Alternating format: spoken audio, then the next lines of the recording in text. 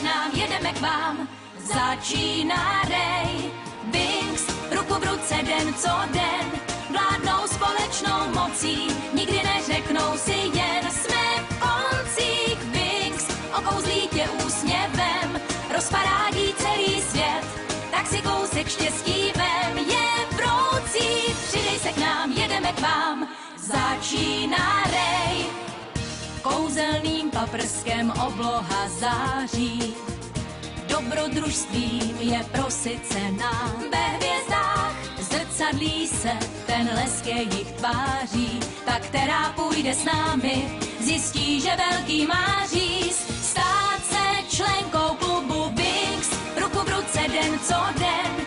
Vládnou společnou mocí, nikdy neřeknou si jen jsme v koncích. Winx okouzlí tě úsměvem, rozparádí celý svět, tak si kousek štěstí vem. Je vroucí Winx, jsou kouzelné Winx, toulaj se po hvězdách, jsou světlem, co vždycky září, tyhle kouzelné Winx. Nikoho nenapadlo, že pozvánka prince Káje je podvržená, když Stelle napsal tolik milostných psaníček. Stály za ním Trix. Jaké to zklamání pro Stellu. Winx se museli vzdát a vyhovět jejich požadavkům. Stellin kouzelný prsten je teď v jejich moci. Aspoň, že víla slunce a měsíce je v bezpečí a hra ještě neskončila. Výprava do mračné věže.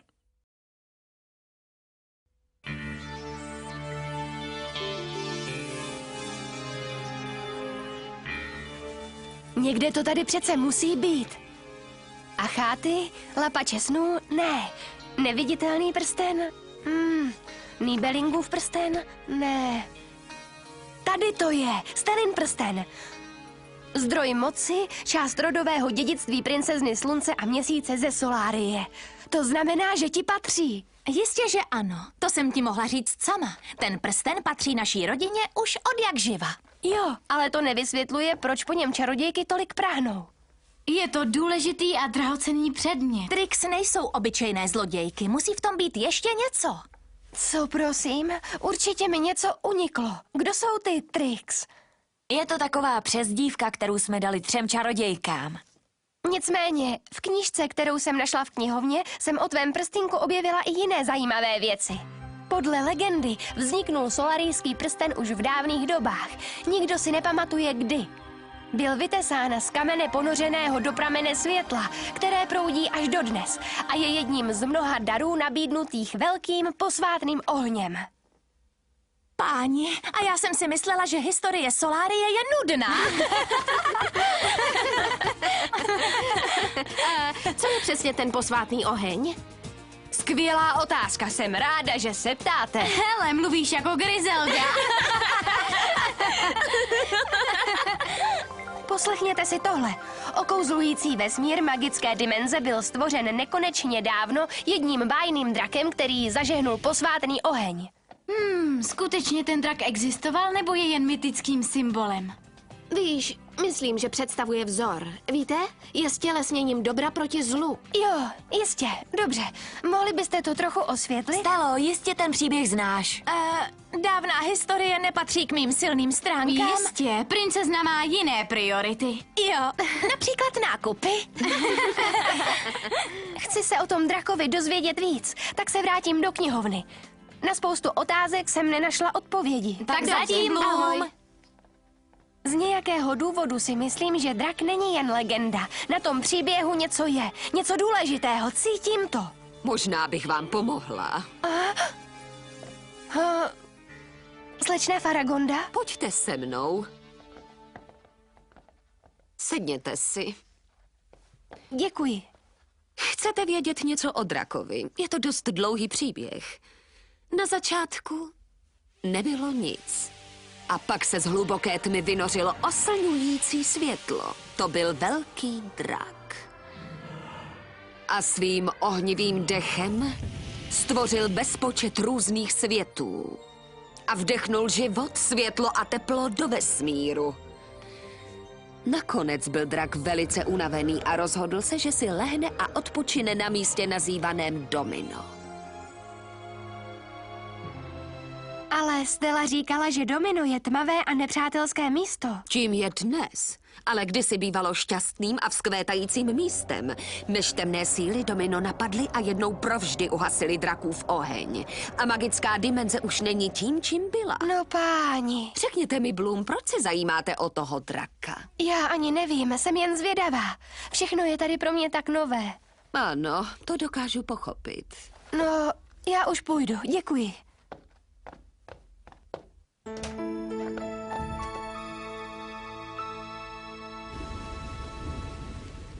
Chci jenom zpátky svůj prsten.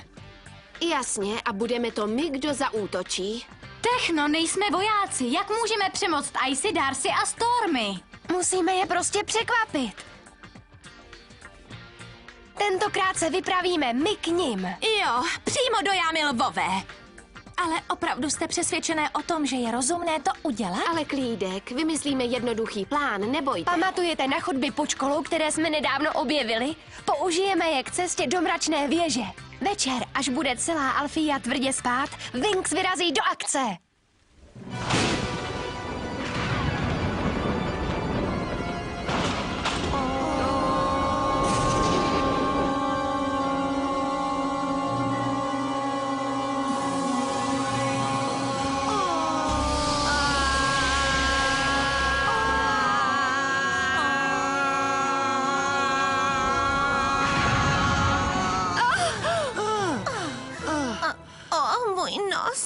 Okamžitě musíme obnovit kouzlo ochranného štítu. Můj krásný nosí. Hele, co se děje? Měli bychom být tím, čím jsme byli dřív, ale nepřišel žádný výbuch. Žádný výbuch. Půjdu si zase lehnout. To přece nejde! Ne! Tohle není možné! Hloupý prsten! Kde pak je ta tvoje síla? Kde pak ji schováváš? Stelin prsten možná má nějaké schopnosti, ale... No tak proberte se. V téhle malé věci nemůže být draková síla. To je přece nade všechno jasné, ne? Buď sticha! Nakonec se mi podařilo dostat ten prsten do rukou. Takhle se mnou mluvit nebudeš! Hloupé víly, prsten je k ničemu! Ale od našeho nejvyššího cíle nás nic neodradí. Síla dračího ohně bude naše. I kdybychom museli začít hledat od začátku.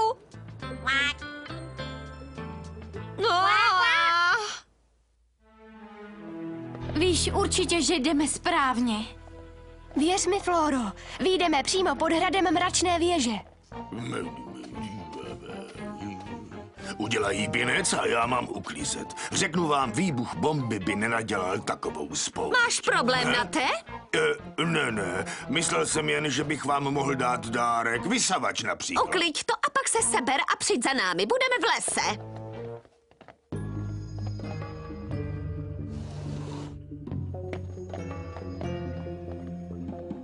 A hoď sebou.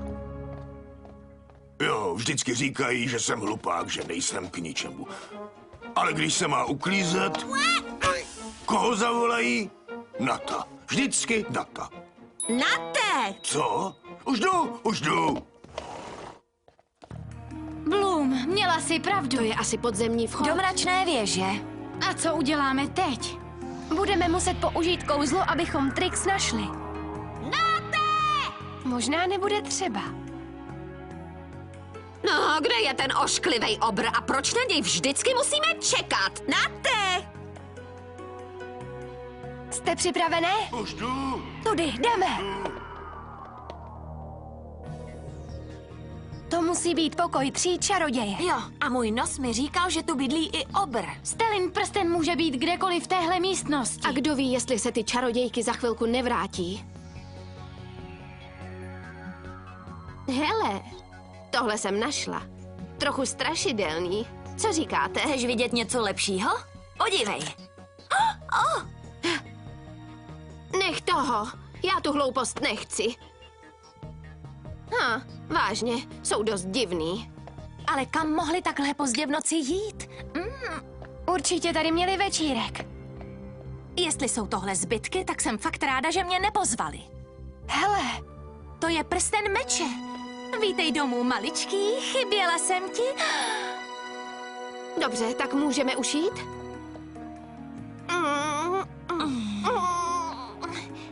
Je to rozbité, nebo to má bezpečnostní mechanismus? Najdeme cestu ven. Tam za těmi dveřmi něco je. Něco cítím. Není to cesta ven, ale je to něco jiného. Není čas naslouchat šestému smyslu, musíme se odsud dostat. Jen chvilku. Může to být důležité. Páni. Takový divný místo. Je to archiv. Co je v těch knihách? Podíváme se.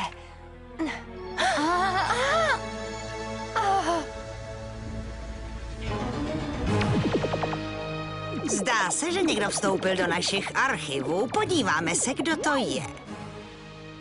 No páni, zřejmě nás navštívili víly, to bych je měla pěkně přivítat. Tahle je o víle Eleanoře de la Rochefort. Tahle je o čarodějce jménem Edagilda. Mám z toho husí kůži.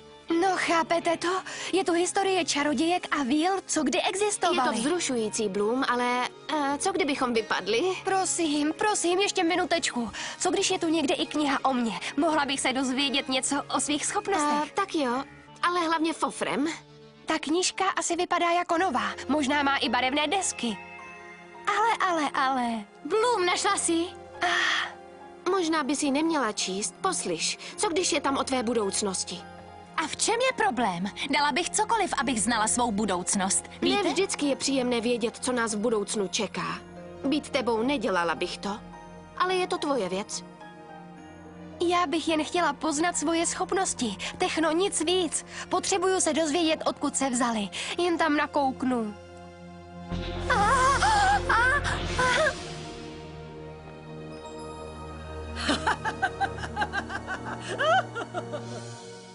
Haha, vystrašila jsem vás, dívky, a to byl teprve začátek. Za chvilku budete svého vpádu moc litovat. Ale ta kniha... Ta kniha se nechce nechat číst, tak zmizíme. Jdeme!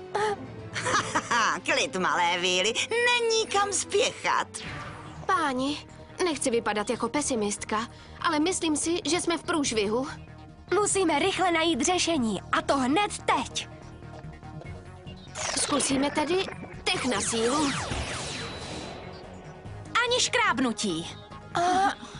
A co teď? Společnou silou. Má pravdu. Bloom! Kouzelné Wings!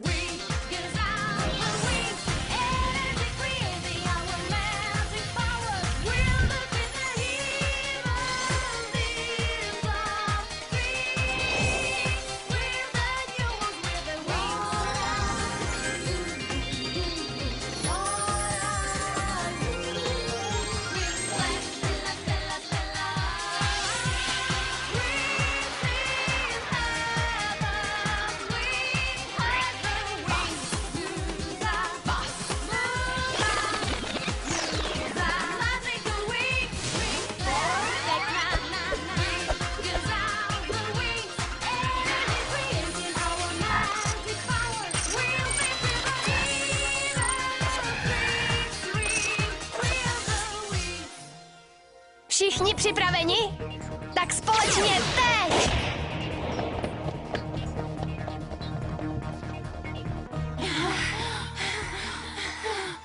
Vypadá to, že tudy cesta ven nevede. Ta chodba mi není povědomá. Touhle jsme nepřišli. Vypadají všechny úplně stejně. Mám fotografickou paměť, vidím detaily. Řekněte, že jsme se tu úplně nestratili.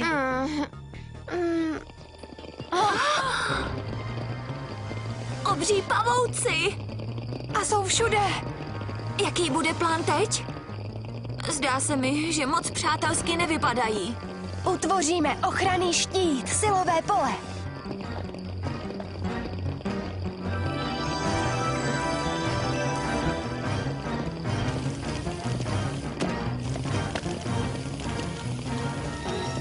Ale ne. Udělali nám do štítu díru. Musíme něco udělat. Rychle. No, měla bych nápad. Můžem? Tak za mnou.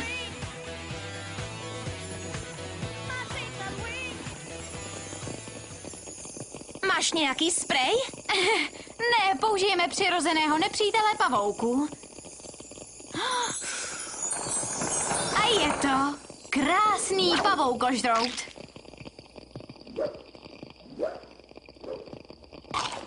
Pane jo, hodiny profesora Palladia přece jen k něčemu jsou. Vy jste o tom pochybovali?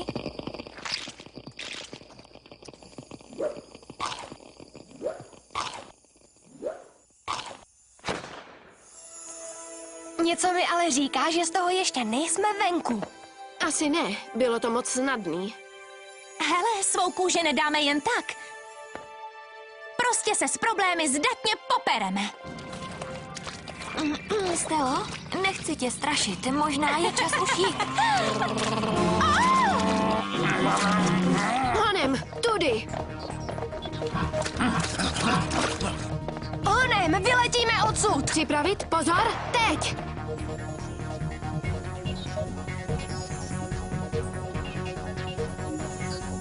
Jak se odsud dostanem? Zkusíme to tudy. Pozor! Nikam to nevede!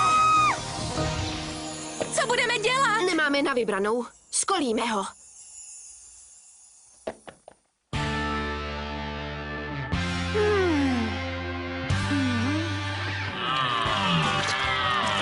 Útok!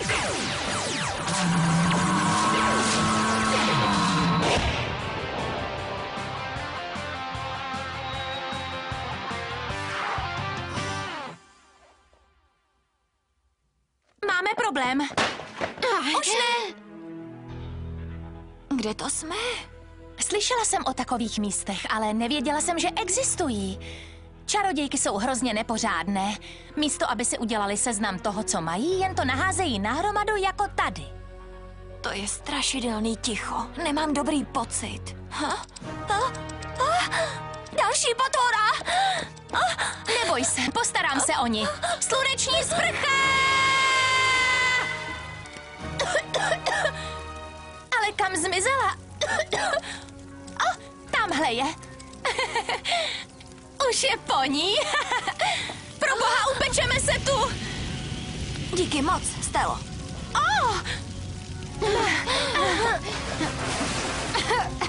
Přes ten dým nemůžu dýchat. Plameny blokují dveře. Jsme zase v pasti. Všechno je to moje chyba. Všechny tu jsou kvůli mně.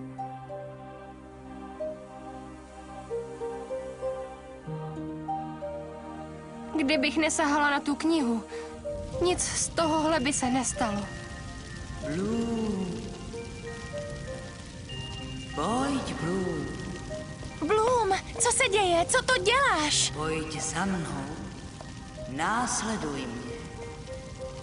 Já tě dovedu do bezpečí.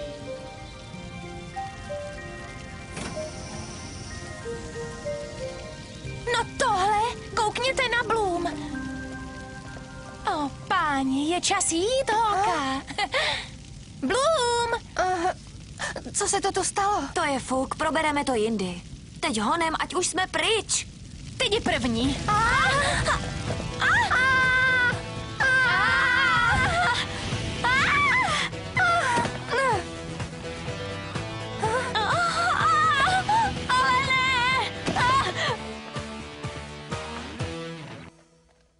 Bezva, jak jsi to dokázala?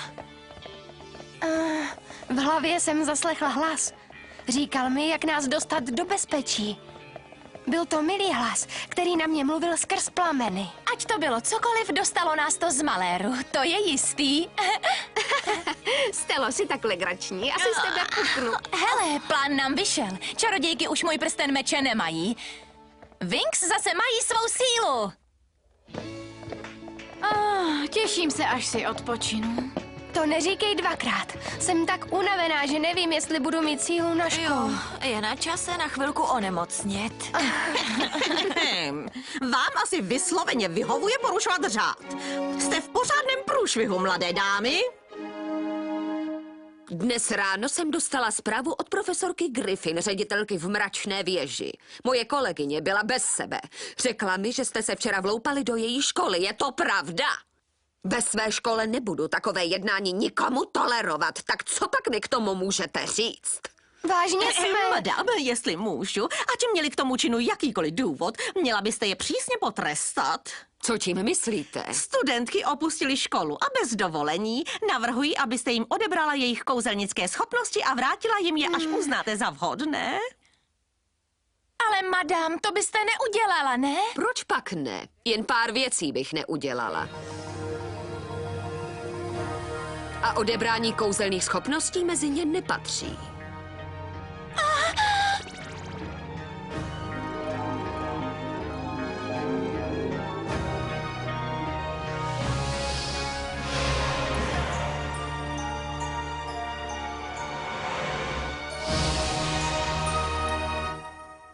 Měli bychom si jít lehnout a chvíli jen tak vegetit. Kdyby z Faragondu neprovokovala, nebyla by na nás tak přísná. Na věci by to nic nezměnilo. Vážně, podle mě ví, co se v noci stalo. Musí myslet, že jsme pěkně naivní, když jsme skočili na ten trik s Bloominou knihou. Ale nevěděli jsme, že je to past. Jo, a teď jsme úplně bezmocní. Mně to nevadí. Žila jsem bez kouzel celý život. Ale musíme je získat zpět. Jen tak můžeme tu záhadu vyřešit. Vím, jak svoje schopnosti získat. Jen řeknu to slovo. Wings! V příštím díle Griselda předvede, jak je tvrdá. Nicméně mezi vílemi a specialisty se budou dál rozvíjet přátelské vztahy. A to se nebude líbit Icy, Darcy a Stormy. Kde je skrytý zdroj energie, který čarodějky hledají?